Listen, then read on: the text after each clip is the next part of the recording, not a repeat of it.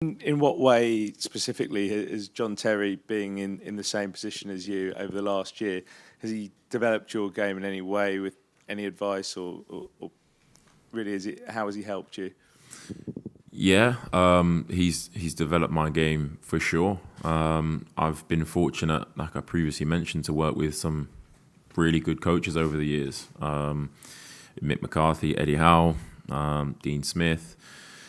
John Terry is just another great example of somebody that I can learn from, who has been there and achieved everything that I would want to achieve in the game. So to learn from him and kind of take little pieces of advice from him is something that I feel really fortunate to be able to do.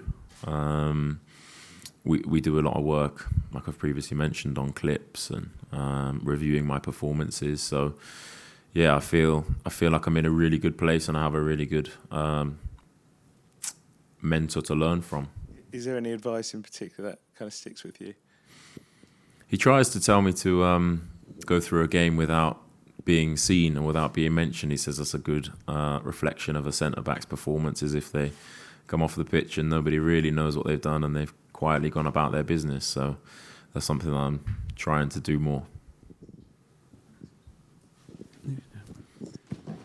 You spoke about end goal earlier, and the importance of focusing on that end goal. What is your vision of the end goal for England, and what's your vision of the end goal for Aston Villa in the long term? What's the potential of these two clubs and club and country?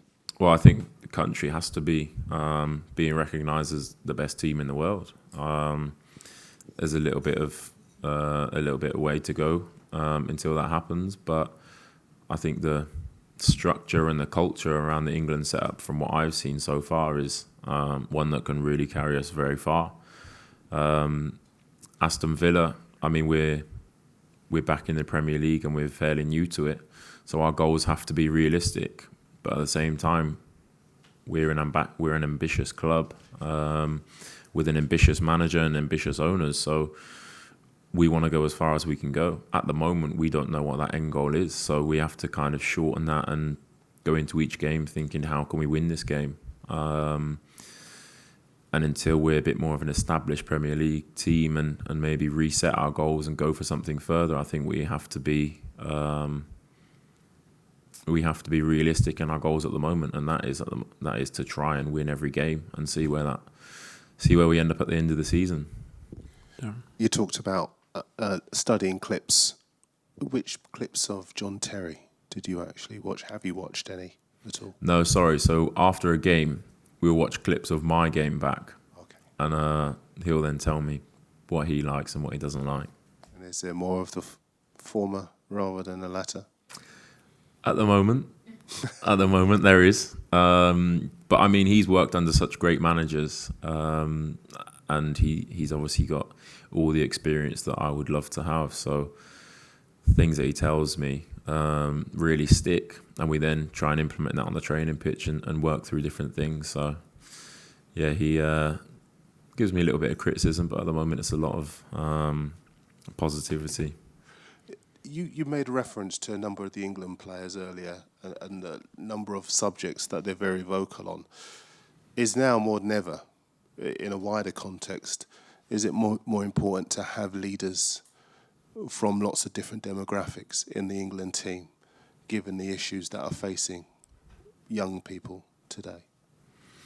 Yeah, absolutely. We have a very diverse squad here, and I think we have players here that everybody in different walks of life can relate to.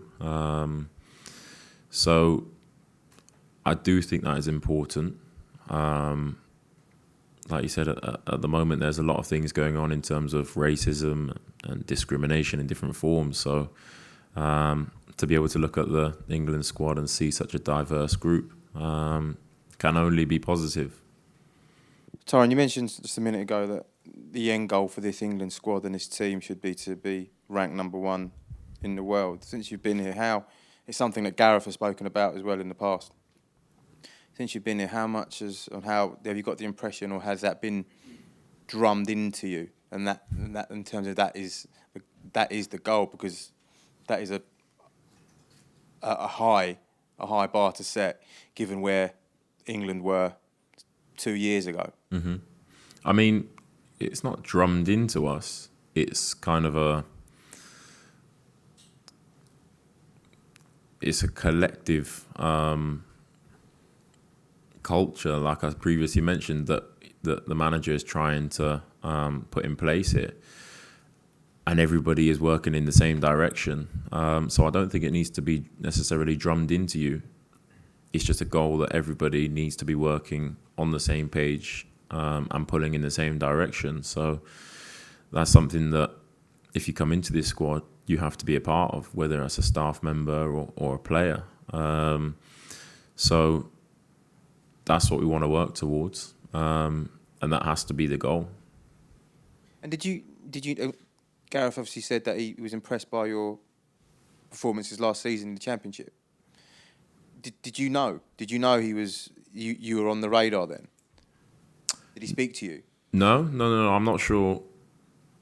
Well, I must have been on the radar, but I'm not sure I even paid any attention to whether the national team manager would be interested in what I was doing. I was at a time in my career where I just needed to play football, and I was really enjoying playing football. And that probably coincided with me playing some of the best football of my career. I felt free to express myself, and a little bit like going to Millfield, really. I felt away from the public eye. It was only whilst when we started breaking records and getting towards the playoffs is when the real media attention came back onto Aston Villa. So I could kind of go there and really enjoy myself and get back into a rhythm of playing football and enjoying my football and working with fantastic coaches that believed in me and working with a team that ultimately were a little bit stuck at the time. Our results weren't great even when I went there. They weren't that great. But then something changed, and the manager should probably take full credit for that, for creating such a winning culture and mentality there as well. Okay, last couple of questions. We'll go Nick Collins and finish with Matt Nash. Tyrone, hello. Hello. Given that England are in a really strong position in this group, is this a good time to be coming into the side in terms of there's not too much pressure, you're clear at the top of the group with a very healthy goal difference? Is it easier in a sense to be coming in at this stage? I mean, I would have come in at any stage. You could have asked me to come in. But I don't know whether it's easier. I don't know if there's ever an easy time to come into the squad or easier time. The manager wants a winning mentality, and the manager wants us to show humility, and the manager wants us to really persevere at any cost to get a win and to really drive that winning mentality. So I don't think there will be a let-up. So I'm not sure that there will be a easier or worse time to come into the squad, really. And now that you're back in the Premier League, is there anybody that's particularly caught your eye? I mean, whether they're within this England squad or not? Not really. I mean, I've just been trying to figure out the league in terms of Aston Villa, and trying to work on our strengths and weaknesses and where we can improve. But I should give a special mention, I think, to Mason. I think what a great start he's had to adapting to life in the Premier League as well. And he's a lot younger than me. I think if you see what he's done in his performances, he's obviously a fantastic player. Hi, Tyrone.